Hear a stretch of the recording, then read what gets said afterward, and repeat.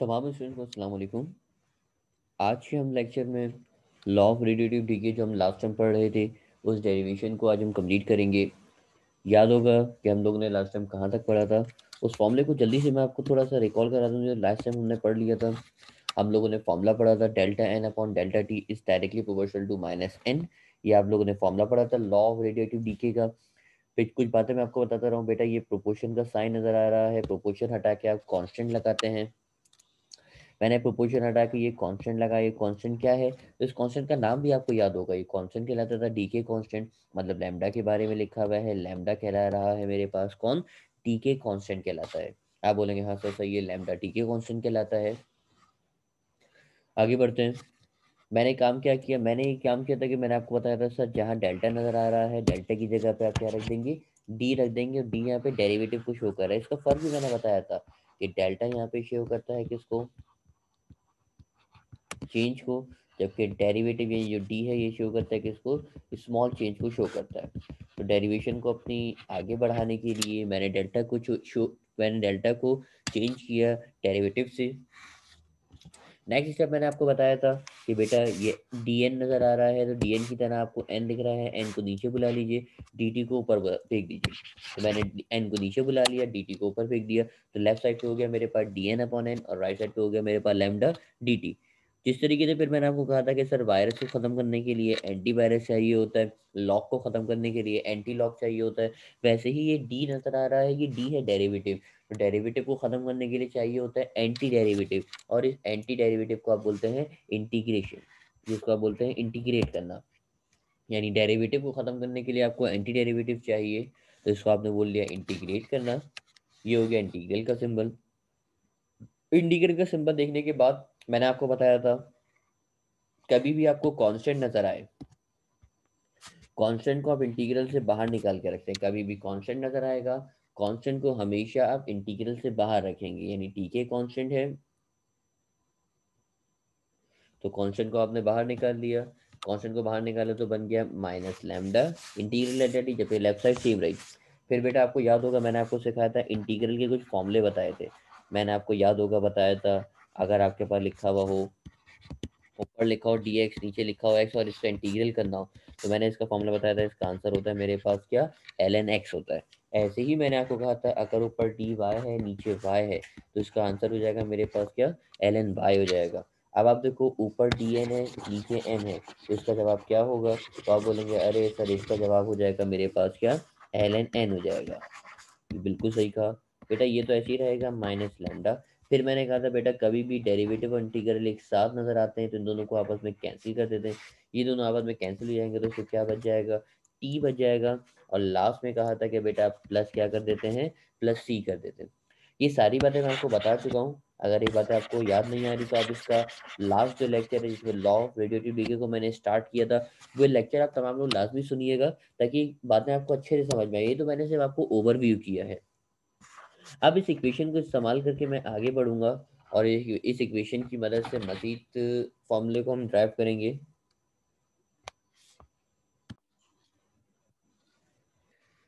Next slide पे आगे बढ़ते हैं।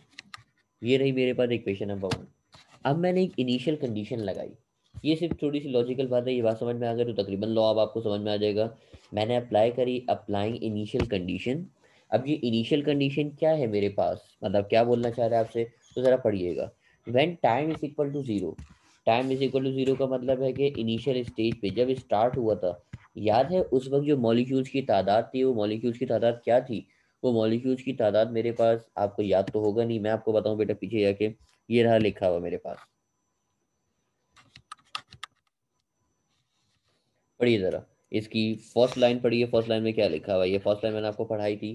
फर्स्ट लाइन में लिखा हुआ है if N not be the total number of parent element when time is equal to zero. जब टाइम जीरो होगा तो जो मॉलिक्यूल्स की तादाद है, वो मॉलिक्यूल्स की तादाद मेरे पास क्या है, एन नॉट है। यानी जब टाइम जीरो है तो उस वक्त जो मॉलिक्यूल्स की तादाद है वो एन नॉट है। ये लिखा हुआ है ना, ये लेफ्ट वाले एरो पे भी आप देख लो, जो रेड एरो ये जो बना हुआ है, मॉलिक्यूल्स की तादाद एन नॉट है जब टाइम कितना है, जीरो है। अगर ना याद है तो आप लेक्चर निकाल के सुन लीजिएगा, बात क्लियर हो जाएगी आपको।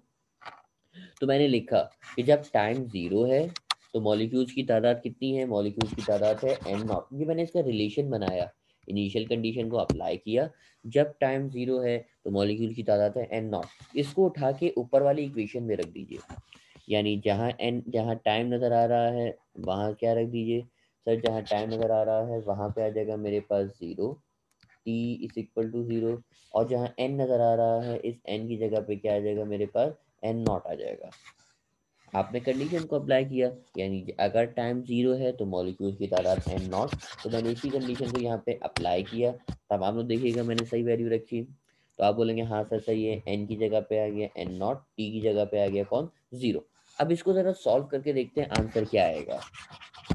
आप बोलेंगे सर 0 को अगर लैम्डा से मल्टीप्लाई करेंगे ये तो हमारे पास क्या हो जाएगा 0 हो जाएगा, यानी लैम्डा को 0 से मल्टीप्लाई किया ये हो जाएगा हमारे पास 0, और 0 लिखने की ज़रूरत नहीं है क्योंकि 0 में कुछ भी ऐड करते हैं आंसर तो वही रहता है ना, तो 0 की कोई वैल्यू तो नहीं है।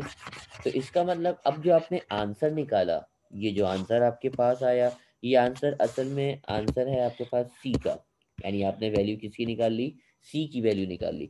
अब इस सी की जगह पे भी तो रख सकते हैं ये जो सी नज़र आ रहा है, क्योंकि ये सी तो आपके पास कांस्टेंट था। अब आपने यानी कांस्टेंट की वैल्यू निकाली, इस कांस्टेंट की वैल्यू को उस सी की जगह पे रखेंगे, तो वैल्यू रखने जा रहे हैं, वैल्यू रखने के लिए गए, ज़रा देखिएगा we put in equation number 1।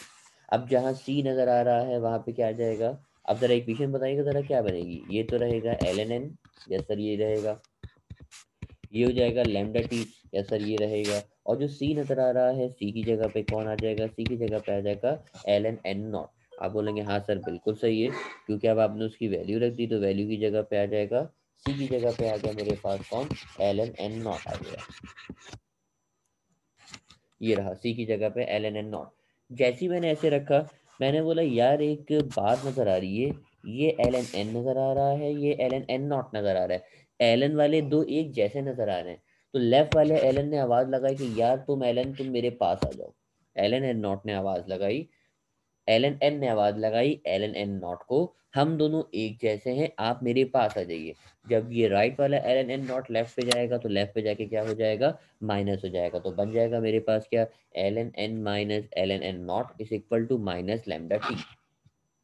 आप बोलेंगे हाँ सर ये बात भी क्लियर है, आप आगे बढ़िए। बेटा आप लोगों ने मैट्रिक क्लास में पढ़ा था, जब भी दो एल एन को माइनस करते हैं, मतलब एल एल एक्स में से एल एन आई को एल एन वाई को माइनस करते हैं, तो इसको माइनस करने का तरीका ये होता है, आप एल एन को एक दफ़ा लिखिए, और अगर माइनस हो रहे हैं तो दोनों को डिवाइड कर दीजिए, मतलब एक्स और वाई दोनों को क्या कर दीजिए डिवाइड।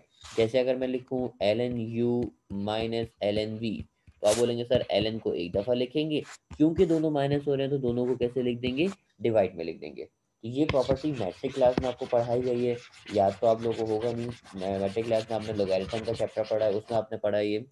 अच्छा अब आप देखो ये भी एल एन नज़र आ रहा, ये भी एल एन नज़र आ रहा, सही। आपने दोनों एल एन को एक दफ़ा लिखा और एन और एन नॉट को कैसे लिख दिया सर, एन और एन नॉट कहलाता है मेरे पास दोनों डिवाइड की सूरत में आ जाएगा। आप बोलेंगे हाँ सर सही है, यहाँ तक की बात भी समझ में आ गई। अब आपको ये एल एन नज़र आ रहा था, इस एल एन को एलिमिनेट करना था, तो एल एन को एलिमिनेट करने का तरीका होता है टेकिंग एंटी लॉग, क्योंकि ये एल एन जो है ना, ये एल एन कहलाता है मेरे पास नेचुरल लॉग। दो तरह के लॉग एग्जिस्ट करते हैं, ये फंक्शन होते हैं, एक तो सिंपल लॉग होता है, एक होता है एल एन।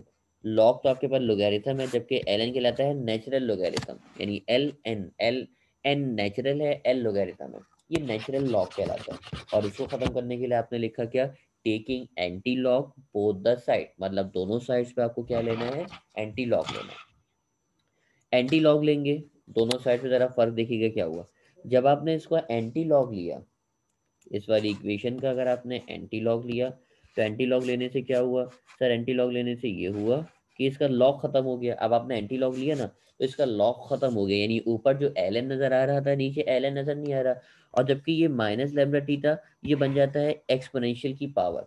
ये ई भी एक फंक्शन होता है, क्योंकि आप में से बहुत सारे स्टूडेंट मेडिकल के भी होते हैं जो मेरा लेक्चर सुन रहे होंगे, तो उनको ये बातें समझ में नहीं आएंगी कि सर ये ई क्या होता है, तो ये ई भी एक्सपोनेंट कहलाता है।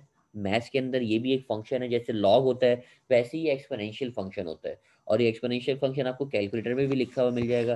कैलकुलेटर में अगर आप देखेंगे तो कैलकुलेटर में लेफ्ट साइड पे यहाँ पे आपको सबसे टॉप पे लेफ्ट साइड पे यहाँ पे बटन होगा, उस पर ई लिखा हुआ नजर आ रहा होगा, वो ई एक्सपोनेंशियल फंक्शन को ही शो कर रहा होता है, उसकी आप वैल्यू वगैरह भी निकाल के देख सकते हैं, तो ये एक्सपोनेंशियल फंक्शन कहलाता है।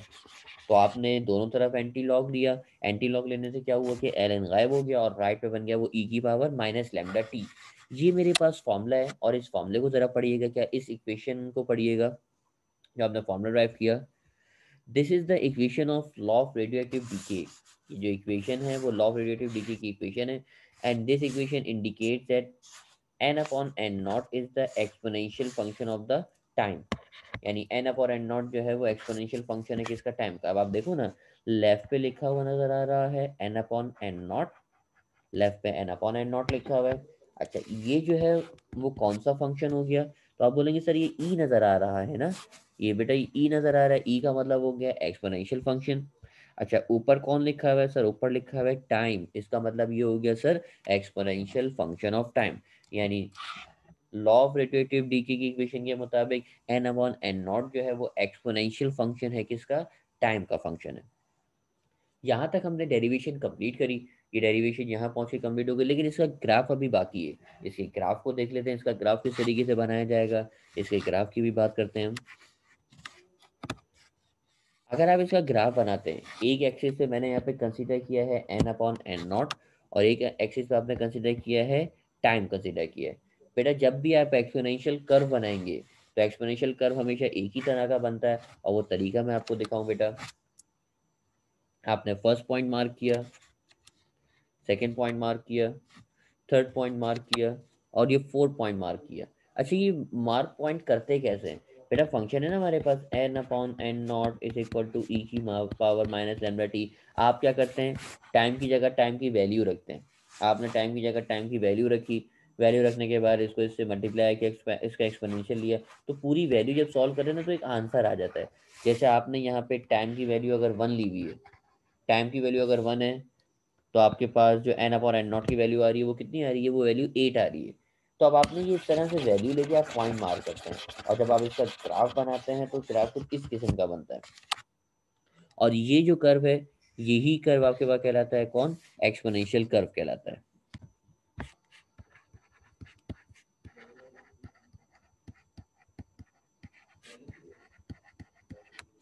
ये मेरे पास लॉ ऑफ रेडिएटिव डीके का ग्राफ।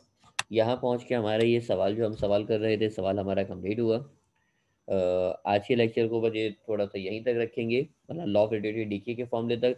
इंशाल्लाह नेक्स्ट लेक्चर में इसके आगे एक छोटा सा एक फॉर्मूला और ड्राइव करके फिर हम इसके न्यूमेरिकल्स को स्टार्ट करेंगे। उम्मीद करते हैं आपको बातें क्लियर होंगी। अच्छा, अगर इस लेक्चर में आपको कुछ प्रॉब्लम हो तो इससे पहले वाला लेक्चर आप लाजमी सुन लीजिएगा दोबारा, क्योंकि उस लेक्चर को इस लेक्चर को रिलेट करेंगे तो लेक्चर बड़े आराम से आपको समझ में आ जाएगा। और कोई प्रॉब्लम हो तो आप मुझसे सवाल भी पूछ सकते हैं। तमाम लोग अपना ख्याल रखिएगा। अल्लाह हाफिज़।